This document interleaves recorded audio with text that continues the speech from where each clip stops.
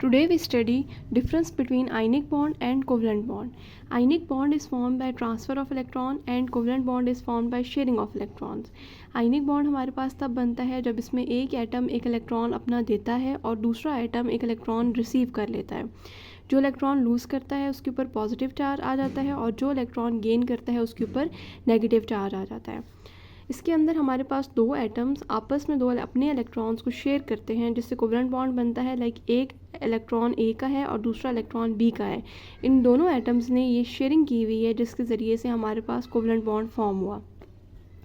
अब ये form ionic bond कैसे होता है बिटवीन, इसमें एक एटम मेटल का होता है और दूसरा एटम नॉन मेटल का होता है. कोवलेंट बॉन्ड के अंदर हमारे पास दोनों एटम्स नॉन मेटल होते हैं. आयनिक बॉन्ड हमारे पास गुड कंडक्टर होता है इन मोल्टन स्टेट, जबकि कोवलेंट बॉन्ड्स जो हैं वो हमारे पास बैड कंडक्टर होते हैं. आयनिक बॉन्ड के melting and boiling points high होते हैं, कोवलेंट बॉन्ड के मेल्टिंग एंड बॉइलिंग पॉइंट्स लो होते हैं. आयनिक बॉन्ड सॉलिबिलिटी जो होती है वो सॉल्युबल होते हैं पोलर के अंदर और इनसॉल्युबल होते हैं नॉन पोलर के अंदर, सॉल्वेंट के अंदर. कोवलेंट बॉन्ड हमारे पास इनसॉल्युबल होता है. आयनिक बॉन्ड पोलर होते हैं क्योंकि उनके ऊपर चार्जेस मौजूद होते हैं. कोवलेंट बॉन्ड नॉन पोलर होते हैं, इनके ऊपर कोई चार्ज मौजूद नहीं होता. आयनिक बॉन्ड के दरमियान में स्ट्रॉन्ग फोर्सेस ऑफ अट्रैक्शन होती है क्योंकि इनके ऊपर पॉजिटिव और नेगेटिव चार्जेस होते हैं जिनकी वजह से एक दूसरे के दरमियान में अट्रैक्शन डेवलप होती है. कोवलेंट बॉन्ड में वीक फोर्सेस ऑफ अट्रैक्शन मौजूद होती है. इसकी रिएक्टिविटी देखी जाए तो आयनिक बॉन्ड्स की हाई रिएक्टिविटी होती है जबकि कोवलेंट बॉन्ड की लो रिएक्टिविटी होती है.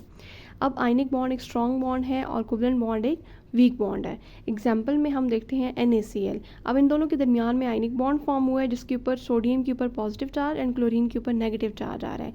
इसके एग्जाम्पल में हम मीथेन को स्टडी करते हैं जिसमें CH4 है. सोडियम में देखें तो हमें पता है 11 इलेक्ट्रॉन्स होते हैं, 1s2 2s2 और 2p7. इसके आउटर मोस्ट शेल में 9 इलेक्ट्रॉन होते हैं. ऑक्टेट रूल के अकॉर्डिंगली जो हर एटम है उसकी कोशिश ये होती है कि उसके आउटर मोस्ट शेल में 8 इलेक्ट्रॉन हो ताकि वो स्टेबल हो सके. तो सोडियम के पास 9 इलेक्ट्रॉन है, ये स्टेबल होने के लिए अपना एक इलेक्ट्रॉन लूज़ कर देगा अपने आउटर मोस्ट शेल में. अब हम क्लोरीन की इलेक्ट्रॉनिक कॉन्फ़िगरेशन देखते हैं तो क्लोरीन के आउटर मोस्ट शेल में 7 इलेक्ट्रॉन्स मौजूद हैं. तो वो एक इलेक्ट्रॉन गेन करेगा और अपना ऑक्टेट कंप्लीट कर लेगा. ये हमारे पास एक डायग्राम है जिसमें अंदर हमारे पास एक आयनिक बॉन्ड बन रहा है Na पॉजिटिव और Cl नेगेटिव के दरमियान में. ये सोडियम है. सोडियम के आउटर मोस्ट शेल में हमारे पास 9 इलेक्ट्रॉन थे. ये एक एक्स्ट्रा इलेक्ट्रॉन लूज़ करेगा जो कि क्लोरीन एक्सेप्ट कर लेगा और अपना ऑक्टेट कंप्लीट कर लेगा. इस तरह से इसका भी ऑक्टेट में 8 इलेक्ट्रॉन है और इसके ऑक्टेट में भी 8 इलेक्ट्रॉन है. तो ये दोनों स्टेबल हो गए. कोवलेंट बॉन्ड की एग्जांपल में हमारे पास मीथेन है CH4. कार्बन का 6 एटॉमिक नंबर होता है 1s2 2s2 एंड 2p2 और हाइड्रोजन के पास एक इलेक्ट्रॉन होता है 1s1. अब हम CH4 की एग्जांपल में अगर देखें तो यहाँ पर सेंटर में कार्बन है और उसके इर्द गिर्द 4 हाइड्रोजन मौजूद हैं. जब हम टोटल इलेक्ट्रॉन करते हैं ये शेयरिंग ऑफ इलेक्ट्रॉन्स हो रही है इनके दरमियान में और ये कोवलेंट बॉन्ड बन रहा है. यहाँ पर 4 कोवलेंट बॉन्ड बने हैं. अब अगर हम टोटल इनके इलेक्ट्रॉन्स करें 1 2 3 4 5 6 एंड 7 8 इलेक्ट्रॉन्स हमारे पास बने हैं. इसका मतलब है कि इन सब ने शेयरिंग की और अपना ऑक्टेट कंप्लीट कर लिया.